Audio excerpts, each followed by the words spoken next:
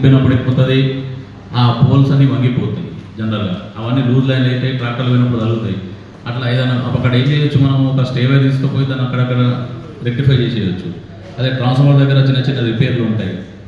అయితే ఏమవుతుంది, ఒక్క ఊరికి ఒకటే లైన్మెన్ ఉంటాడు కాబట్టి అక్కడ అన్ని అడ్జస్ట్ కాదు. కాబట్టి మా సెక్షన్ ఉన్న స్టాఫ్ అన్న వారానికి ఒక్కసారి ఎక్కడైనా ఎవరైనా రైతుల ట్రాన్స్ఫార్మర్ దగ్గర ఏదైనా లైన్లలో ఏదైనా ప్రాబ్లం ఉంది అని చెప్తే, ఇందులో కూడా మెటీరియల్ ఇన్వాల్వ్మెంట్ లేకుండా మ్యాన్ పవర్తో అయ్యే ప్రోగ్రామ్స్ ఏమన్నా ఉంటే దాంట్లో రైతు పొలం పాట కార్యక్రమంలో భాగంగా నిర్వహించబడుతుంది.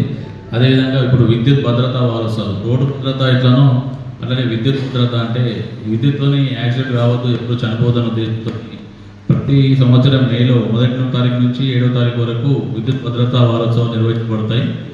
అప్పుడప్పుడు గ్రామాలలో లేదా రైతులు వచ్చిన దగ్గర కూడా మేము మా వాళ్ళకి చెప్పమని చెప్తున్నాము. ముఖ్యంగా రైతులకు ఒక చిన్న ఈక్విప్మెంట్ చూపిస్తాను ఇప్పుడు. దీన్ని ఇండక్షన్ టెస్టర్ లేదా లైన్ టెస్టర్ అంటారు. అంటే రైతులు పొలాల దగ్గరికి పోయినప్పుడు మనం జనరల్గా స్టార్టర్ బాక్స్ ఛార్జ్ అయితే పోతాం కదా, పొలం కడుపుతున్నప్పుడు పోయి డైరెక్ట్గా కొన్ని సందర్భాల్లో షాక్ వచ్చే ఛాన్స్ ఉంటుంది. ఆ షాక్ వచ్చినప్పుడు చనిపోయే ప్రమాదం ఉంటుంది. ఈ లైన్ టెస్టర్ ఉంటే ఏమవుతుందంటే మనం డబ్బా దగ్గర పోగానే లైట్ వస్తుంది, సౌండ్ ముట్టుకోకముందే, నువ్వు స్టార్టర్ బాక్స్ ముట్టకముందే ఇది ఇట్లా లైట్ వచ్చేస్తుంది, సౌండ్ వస్తుంది. ఇట్లా లైట్ వస్తుంది, సౌండ్ వస్తుంది అంటే అక్కడ కరెంట్ షాక్ ఉన్నట్టు. కాబట్టి రైతు అర్థం ఉండొచ్చు. ఇది కేవలం 300 రూపాయలు ఉంటుంది, అన్ని ఎలక్ట్రికల్ షాప్లో ఉంటుంది. కాబట్టి ప్రతి ఒక్కరు ఎలక్ట్రిసిటీతో ఎవరెవరైతే పనిచేస్తారో ఆ కరెంట్ సంబంధించిన పనిలో ఉంచడం చాలా ఉపయోగపడుతుంది. ఇప్పుడు ఇంట్లో కూడా మనం కూలర్ ఉంటుంది, షాక్ వస్తుంది, వాటర్ వస్తే ఒక్కోసారి చనిపోవడం జరుగుతుంది. ఊరిలో నీళ్ళు వచ్చే ముందు ఒక్కసారి టెస్టర్ అక్కడ పెట్టి చూసుకుంటే అందులో మనకు షాక్ ఉందా లేదా తెలిసిపోతుంది. దీని ఇండక్షన్ టెస్టర్ లేదా లైన్ టెస్టర్ అంటారు. 300 రూపాయలు ఉంటుంది, ఎలక్ట్రికల్ షాపుల్లో దొరుకుతుంది. అదేవిధంగా రైతులు ట్రాన్స్ఫార్మర్ దగ్గర ఏదైనా హెడ్ ఫీజు ఎండ్ ఫీజు లేనప్పుడు ఏబీసీ ఓపెన్ చేస్తారు. అందులో 2 ఓపెన్ అయితే ఒకటి ఓపెన్ కాదు, కానప్పుడు ప్రమాదం జరిగే ఆస్కారం ఉంటుంది. కాబట్టి మా విద్యుత్ శాఖ లైన్మెన్లు ఇప్పర్ల సహకారంతో మాత్రమే విద్యుత్ ఫీజులు చేయాలి. వాళ్ళకి తిరగాలా, కొద్దిగా ఓపిక ఉండాలా. ఎందుకంటే మనం 100 ట్రాన్స్ఫార్మర్లకు ఒక్కళ్ళే ఉంటారు కాబట్టి ఎక్కడో కొన్ని కిలోమీటర్ల దూరంలో ఉంటాడు, ఆయన రీచ్ చేయడానికి కూడా టైం పడుతుంది. కొన్ని సందర్భాలలో ఇబ్బంది అవుతుంది. కాబట్టి కొంచెం ఓపికగా విద్యుత్ శాఖతో సమన్వయం చేసుకొని ఎటువంటి ప్రమాదం జరగకుండా రైతులు విద్యుత్తుని నడుచుకోవాలని కోరుతున్నాము. అదేవిధంగా మా దగ్గర అయితే గ్లౌజులు, హెల్మెట్, ఎర్తరాడ పరికరాలు ఉంటాయి. ఏదైనా పని చేస్తున్నప్పుడు వాటన్నిటిని ఉపయోగించాలి. మా స్టాఫ్ అయితే అవన్నీ ఉపయోగించడం వరకు ట్రైనింగ్ ఇవ్వడం కూడా జరిగింది. కాబట్టి నెత్తికి హెల్మెట్ పెట్టుకోవడము, అదేవిధంగా చేతులకు గ్లౌజులు వేసుకోవడము. ఎర్తరాడ్ అనేది ఎందుకంటే పని చేసినప్పుడు ఆ లైన్లో ఎక్కడి నుంచి ప్రమాదం ఉంటే అక్కడ లోకల్ ఎర్తింగ్ చేసుకోవడం ద్వారా అక్కడ డ్రాప్ అయిపోతుంది. కాబట్టి ప్రాణాలకు హాని ఉండదు. కాబట్టి అది కూడా అవసరం ఉంటుంది. కాబట్టి ఇవన్నీ మా విద్యుత్ శాఖ వాళ్ళకి ట్రైనింగ్లో ఉంటారు. కాబట్టి మీకు రైతులకు ఏదైనా కరెంట్ పని పడ్డప్పుడు ఖచ్చితంగా మన సంస్థల తీసుకోవాలి.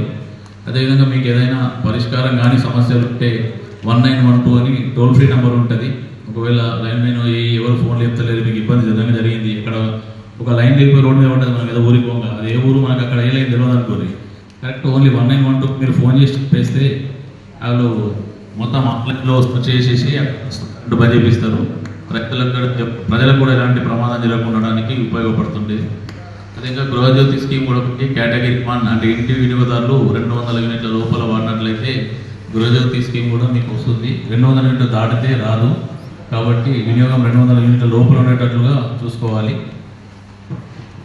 ఇంకా ఈ రెడ్ కోడ్ నంబర్ ఇప్పుడు ఒకసారి మేము అక్కడ డిస్ప్లే చేస్తాము, లేదంటే గ్రూప్లలో పెడతాము. ఈ మనకు కాంపోనెంట్ ఏ, కాంపోనెంట్ సి కింద అంటే ఇండివిజువల్ పంపు సెట్కి అయితే సబ్సిడీ ఎంత, లాభం ఎంత, ఎన్ని ఏళ్ళు అది. తర్వాత కాంపోనెంట్ సి అంటే 1 మెగావాట్ 2 మెగావాట్ పెద్ద అవి, వాటికైతే సబ్సిడీ ఎంత, రైతు మన కట్టాలన్నా ఏముంటుంది అవన్నీ డీటెయిల్స్ అవన్నీ ప్రోగ్రామ్ తీసుకునేదానికి. తర్వాత ఆదర్శ గ్రామంగా ఒక దాన్ని ఎంపిక చేసి నియోజకవర్గానికి ఒక విలేజ్ ఎంపిక చేసి ఆ విలేజ్ మొత్తము అందరికి ఇంటి రూఫ్టాప్ సోలార్ పెట్టాల్సి ప్రాజెక్ట్ కూడా ఉన్నది.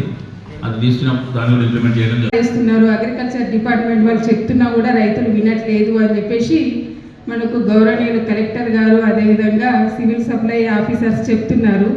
అధికారులు, రైతు నాయకులు, వ్యవసాయ శాఖ అధికారులు అందరూ కూర్చొని చర్చించి మన రాబోయే వానాకాలంలో ప్రజలు ఎక్కువగా తినే ఎటువంటి వరి రకాలు, ఎక్కువ మన కన్జ్యూమ్ చేసే వరి రకాలను కొన్ని డిక్లేర్ చేయడం జరిగింది. ఒక 10 రకాలను సన్నవారి రకాలని విత్తనాలను ఎంపిక చేయడం జరిగిందండి. అదేవిధంగా కొన్ని 2-3 రకాల దొడ్డు రకాలను కూడా వ్యవసాయ శాఖ ప్రమోట్ చేస్తుందండి.